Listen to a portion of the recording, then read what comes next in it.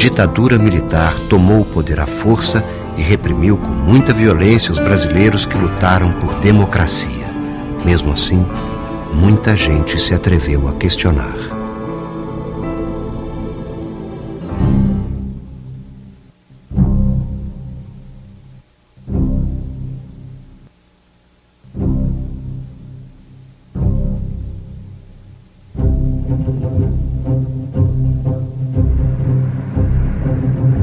No primeiro dia do golpe, a sede da União Nacional dos Estudantes é incendiada e metralhada no Rio de Janeiro.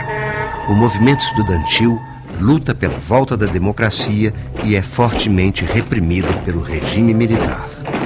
Já tinha gente não permitindo a nossa saída do prédio da UNE.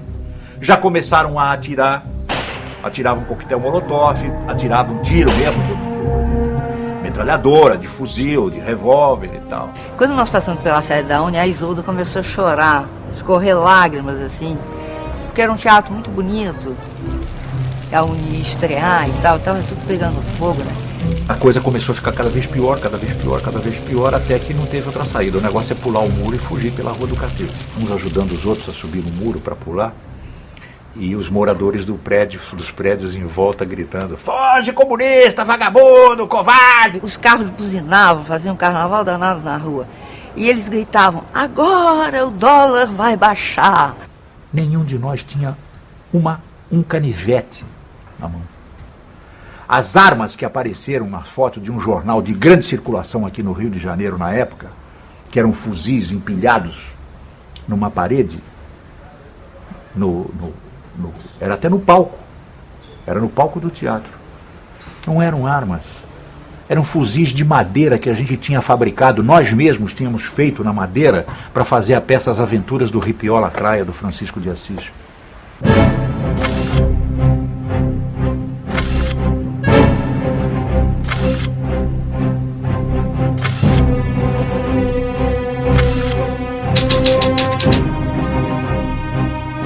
Os generais da ditadura acusavam de revolucionário qualquer grupo de oposição.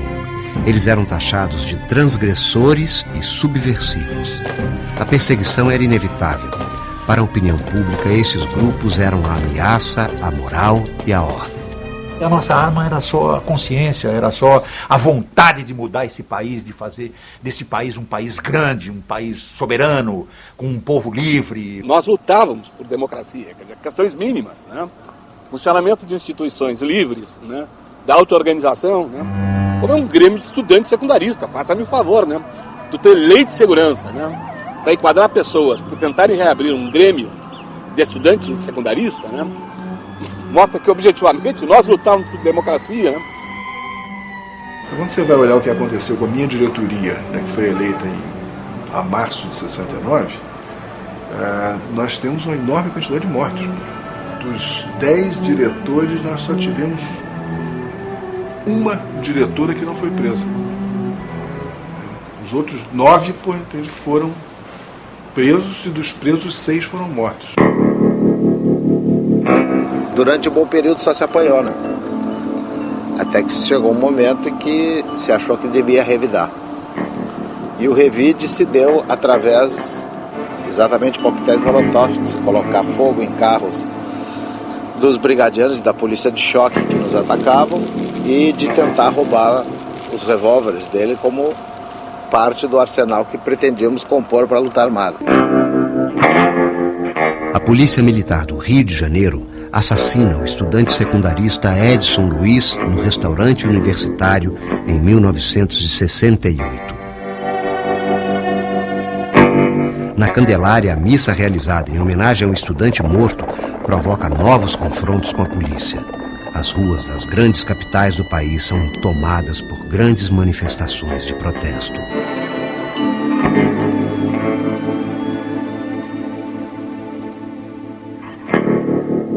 A cada repressão você tinha uma reação maior. Isso muda de figura a partir do AI-5, porque aí ela passa a ser uma repressão muito mais agressiva, porque ela começa a atingir, quer dizer, aquelas mobilizações dentro das faculdades. Ela não reprime só a manifestação de rua, ela passa a reprimir tudo. Muitas pessoas que se opõem ao regime são obrigadas a viver clandestinamente para fugir da prisão e da tortura. Diante dessa situação, prisão preventiva decretada, então evidentemente que a gente sabia que ser preso significava ser torturado, talvez morto, né? Então a gente já não podia continuar mais vivendo com a identidade da gente, nos meios conhecidos, com a profissão da gente.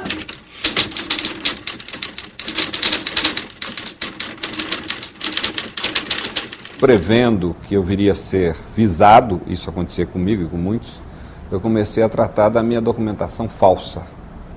Uma vez nós pegamos um cartório inteiro exatamente para fazer documentação para proteger as pessoas que iam para a clandestinidade, as pessoas que eram descobertas. Então era um momento importante para ter possibilidade das pessoas sobreviverem àquele cerco policial.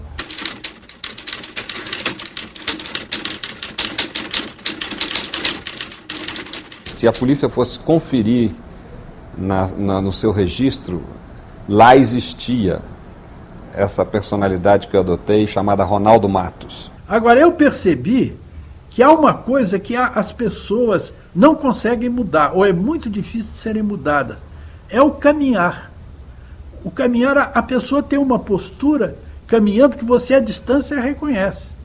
Então eu comecei a caprichar, ainda mais quando eu ia a determinados lugares, e mancar, fingir que estava mancando.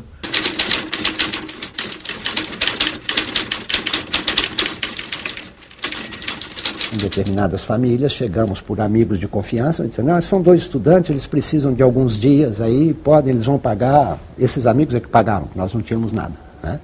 Vivemos sem lenço nem documento. A canção é romântica, a realidade é um pouco menos. Os militares criam a Lei de Segurança Nacional e legalizam a repressão aos adversários do regime. Os direitos humanos são constantemente desrespeitados e milhares de pessoas são presas. Aqui era antes uma solitária. Aqui dentro tinha 2 fileiras de celas solitárias de um lado e 2 do outro. Só tinha uma fresta, quer dizer, de luz que quando o sol ia se pondo, entrava um raio de luz lá dentro. E o pessoal me passava folha por folha do 100 anos de solidão e eu lia aquilo em pé, porque o raio de sol só pegava a partir de uma certa inclinação e eu só podia ler em pé.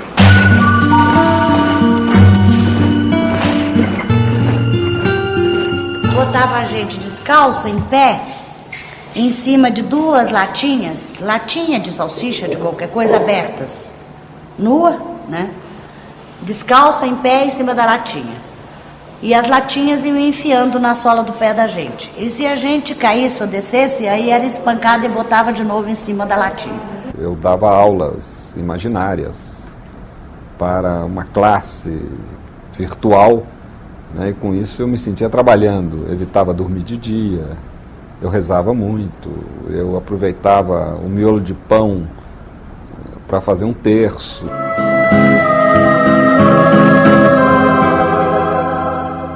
A Lei de Segurança Nacional prevê, eu não me lembro agora se eram 10 ou 15 dias de incomunicabilidade. Esse era o período em que você mesmo não poderia receber visita de advogado, nem de nenhum familiar, absolutamente nada. Era o período que durava o interrogatório. Ninguém podia ir ao preso. Quem podia ir, com as dificuldades que existiam, mas era o advogado. Primeiro, depois o advogado conseguia que a família visitasse. Mas o advogado era a pessoa em que eles se agarravam como tábua de salvação. De uma vez só prenderam todos os advogados que advogaram no Doutoria Militar de São Paulo, ao mesmo tempo, porque dizia o comandante militar da área que os advogados estavam fazendo muitas denúncias de tortura, essa coisa toda. Então, de repente, nós fomos levados para o QG, DOI-CODE, fomos submetidos a interrogatórios, pressionados. Quando eu cheguei, eu fui posto na frente de uma mesa, com uns 10 torturadores em volta e meia lua atrás de mim, na minha frente um coronel. Sentado, botou as botas na minha cara assim e me enfocando pelo meio das botas. E foi avisando logo, aqui não tem doutor, doutor somos nós. Aqui não tem advogado, advogados somos nós, com as botas assim, né? Aqui não tem habeas corpus somos nós. Algumas organizações de esquerda adotam a resistência armada para tentar derrubar o regime autoritário.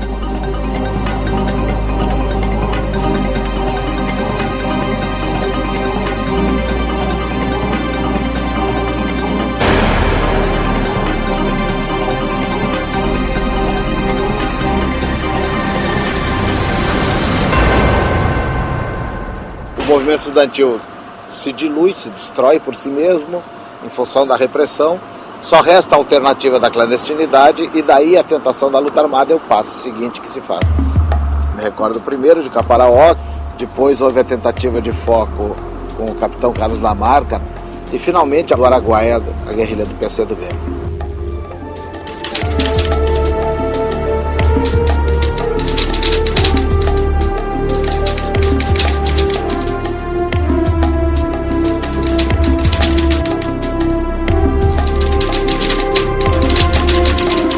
A Conferência Nacional dos Bispos chegou a apoiar oficialmente o golpe de 64. Mesmo assim, os progressistas da Igreja se unem à resistência. Muitos padres e bispos são vigiados e perseguidos pela ditadura. Aos poucos, a Igreja percebe o lado cruel da repressão política. E à medida que a Igreja ia percebendo com mais clareza, não é, esse caráter do sistema ditatorial, esse caráter repressivo, mesmo brutalmente repressivo, ela foi tomando as suas distâncias até entrar numa atitude francamente hostil à permanência dos militares no poder. Padre devia ser homem do altar e da sacristia, entendeu? Agora, quando fosse para dar cobertura à classe dominante e opressora, então a igreja servia muito bem. Mas quando a igreja falava a respeito dos direitos dos pobres, da necessidade de defesa dos direitos humanos, aí era comunismo. Esqueciam que nós todos cristãos somos discípulos de um prisioneiro político, né? Jesus não morreu nem de hepatite na cama, nem de desastre de camelo numa rua de Jerusalém. Morreu sob 2 processos políticos. Ele foi um preso político, torturado como preso político e condenado à pena de morte da época, né, dos romanos que dominavam a Palestina do século I.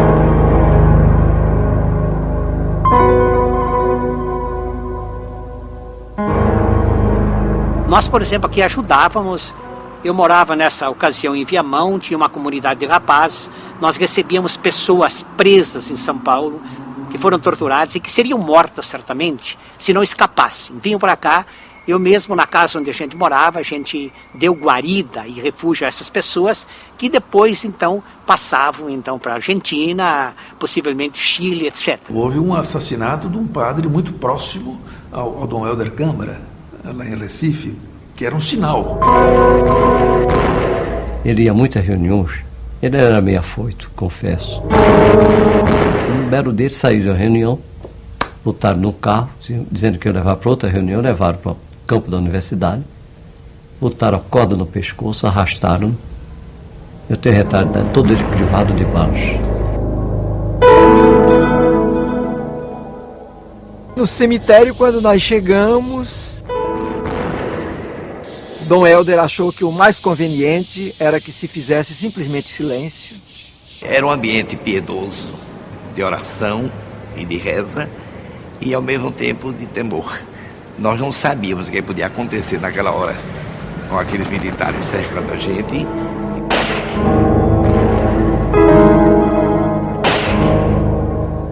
Quando terminou o canto, a bênção para o túmulo, Noé disse: olhem, vamos então sair todos com lenço na mão, em absoluto silêncio. Nem sabia que podia haver outra hecatombe ali.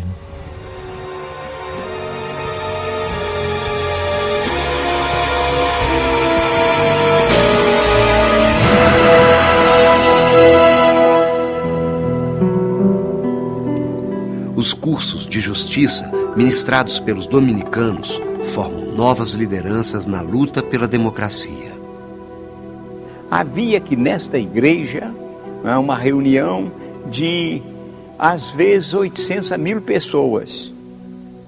O conteúdo era, a partir dessa mensagem que vinha da igreja, mas convidando a uma grande renovação social, a partir dessa mensagem, enfrentar os problemas. Lendo os salmos, em que os salmos diziam que os pobres são oprimidos, etc. E o pregador dizia, veja gente, nós somos, na nossa fé cristã, nós somos contra a opressão. Nós somos contra a tortura. No final de 1969, mais exatamente no início do mês de novembro, a Polícia Política de São Paulo, chefiada pelo famigerado Sérgio Paranhos Fleury, né, vieram, né, porque invadiram o convento aqui ao lado, à procura de alguns dominicanos para prender. Tivemos a sorte de perceber que estava para acontecer alguma coisa, conseguimos sair de onde morávamos, poucos minutos depois chegou essa polícia política. Os outros dominicanos foram presos e praticamente quase todos eles foram torturados. No essencial, o setor progressista da igreja foi responsável pela sobrevivência do movimento universitário, do movimento secundarista, até o Congresso de Ibiúna. 1968. A UNE faz congresso clandestino em um sítio em Ibiúna, interior de São Paulo. Mais de 800 estudantes são presos.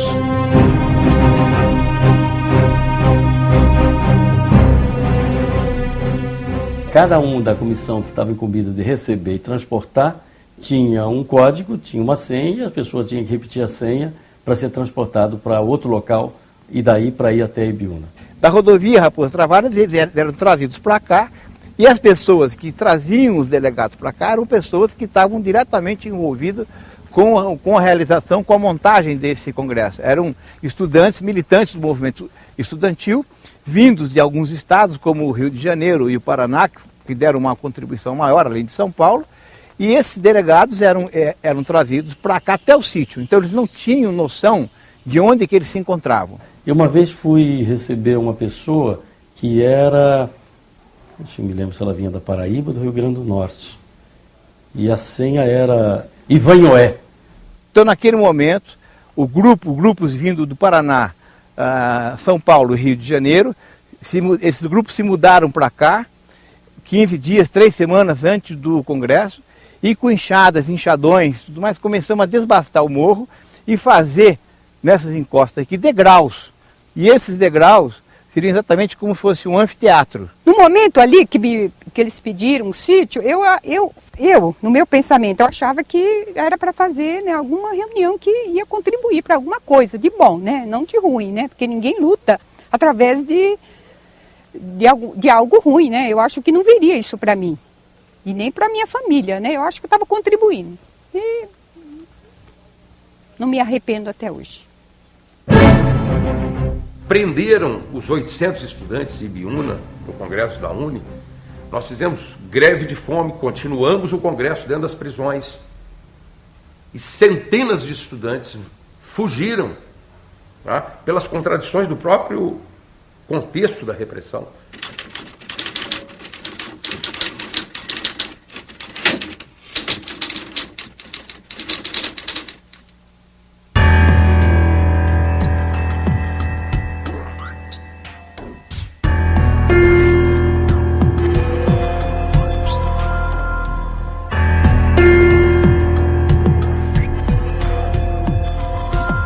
Grupos de esquerda passam a sequestrar embaixadores para negociar a libertação de colegas presos.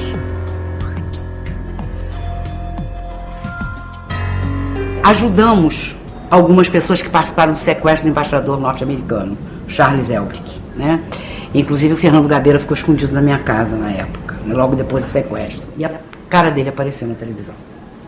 E aí a gente teve que conversar com a empregada, com a nossa empregada. Né, e conversamos com a Marlene, dizendo, olha Marlene, essas pessoas, a vida daquele rapaz está dependendo de você. Você não pode falar nem para o seu marido, nem para ninguém. Um civil que está no meio de um bando de gente em volta, oficiais, soldados, gente se apaisana, gente fardada, coisa assim. Você foi escolhido pelos sequestradores do embaixador suíço para ser trocado, libertado. Você quer sair ou você quer ficar? Aí eu escrevi uma declaração que a liberdade é o bem mais precioso que um indivíduo ou uma sociedade podem desejar, por isso eu vou sair. Tratados como terroristas, os guerrilheiros de esquerda foram duramente reprimidos pelo regime. Os serviços de informação, controlados pelos militares, prendem arbitrariamente milhares de pessoas em todo o país.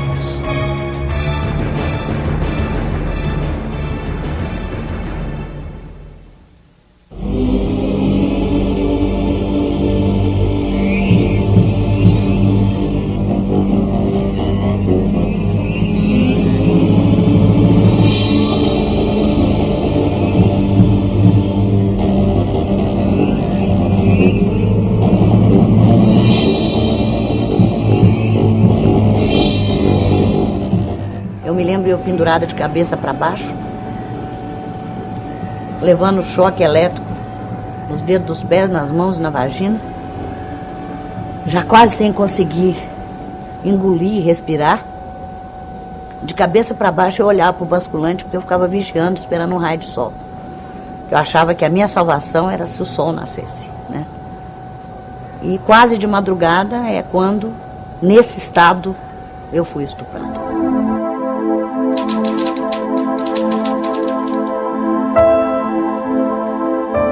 Eles me colocaram um chamado sistema de que só poderia comer por dia uma colher de arroz e só um copo d'água. Agora, isso foi em janeiro, foi um mês terrível, muito quente.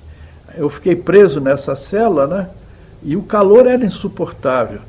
E ao ponto de que eu fiquei desesperado porque eu precisava de tomar água, porque fui desidratando. Perdi, nesse período, assim, 20 quilos em 2 semanas, né? Pela desidratação total. Quer dizer, chegou ao ponto de que eu tive que tomar um pouco d'água num copo que estava sujo com fezes.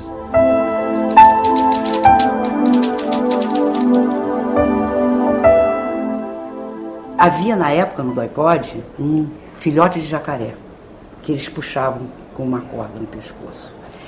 Eu fui colocada nua numa cadeira, com o filhote de jacaré passando pelo meu corpo, tanto que eu desmaiei.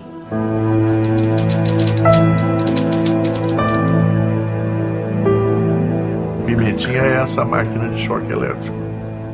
Aí os caras entraram e aí já começaram a me bater. Primeiro com as mãos, porrada ali, porrada aqui, etc.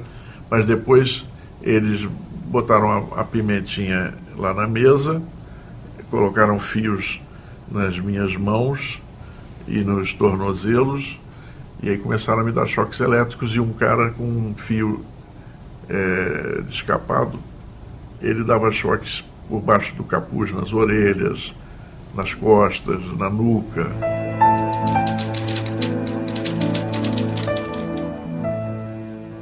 Você fica inteiramente desnorteado, né? Desnorteado, sem saber, e desejando até a própria morte, né? Para acabar aquele sofrimento terrível.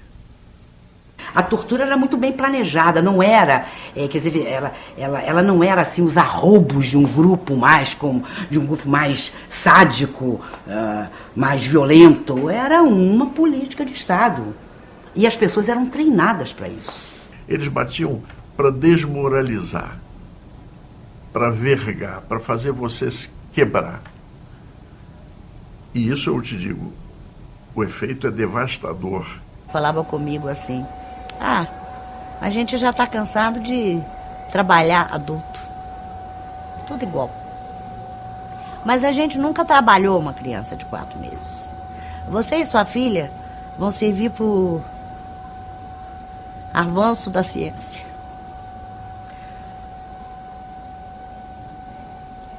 Você está pensando que a gente vai matar ela? Não vai, não. Nós vamos botar ela numa banheirinha cheia de pedra de gelo. E você vai marcar quanto tempo ela demora para virar um picolé. Nós vamos botar ela no pau de arara, vamos dar choque elétrico. Nós vamos quebrar todos os ossinhos dela. Nós vamos transformá-la num monstrinho. Não vamos matar você também, não. Vamos entregar um monstrinho para você passar o resto da tua vida olhando para ela e sabendo, eu, por ser comunista, sou a culpada por minha filha ter se transformado num monstrinho. Um dia, eu estava na igreja de Nossa Senhora das Graças, aqui em cima, perto de Vila Mariana, e entrou uma pessoa, sozinha ainda, que estava na igreja, ao momento que eu saía, e veio ao meu encontro e disse, Dom Paulo, existe perdão para mim? Eu disse, o quê? Ah, porque eu sou um dos torturadores com que o senhor falou, e o senhor falou que Deus não deixa de vingar a dignidade humana. A gente conseguiu assinar todo o Jornal do Brasil. E aí eu abro o Jornal do Brasil e todo dia ia olhar as tirinhas do Henriquinho, do Enfio. E um dia eu olho a tirinha, tá lá os faradinhos e uma bonequinha, tudo de cabelo encaracolado, assim, chamada Juliana, conversando com o Fradinho, e ela falando que gostava muito de morango com sorvete. Poxa, o Henriquinho me passou nisso o seguinte, tua filha tá viva e tá bem, né? Na tirinha do Fradinho.